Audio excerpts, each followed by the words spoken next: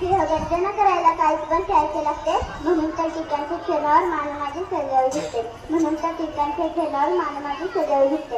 आदरणीय व्यासपीठावरील मान्यवर तुझे गुरुजन वर्ग व माझ्या विद्यार्थी मित्रांनो, स्वराज्य माझा जन्मसिद्ध हक्क आहे आणि तो मी मिळवणार. अशी शिवगर्जना करणारे नेतृत्वाने जहाज क्रांतीची मशाल असणारे व्यक्तिमत्व म्हणजे लोकमान्य बाळ गंगाधर टिळक. 23 जुलै 1856 रोजी या तेजस्वी सूर्याचा जन्म रत्नागिरी जिल्ह्यातील किल्ली या गावी झाला. बालपणापासूनच अन्यायाविरुद्ध त्यांच्या मनात चीड होती. ब्रिटिशांचे भारतीय जनतेवरील अत्याचार पाहून टिळकांनी स्वातंत्र्यासाठी लढा देण्याचा निश्चय केला. भारतीय जनता संघटित करण्यासाठी त्यांनी सार्वजनिक गणेशोत्सव सुरू केला.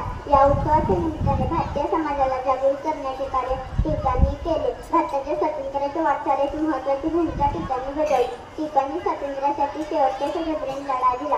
अखेर 1 ऑगस्ट 1920 रोजी त्यांची प्राणज्योती मालवली. तेजस्वी कार्याने इतिहास रचला, तेजस्वी कार्याने इतिहास रचला.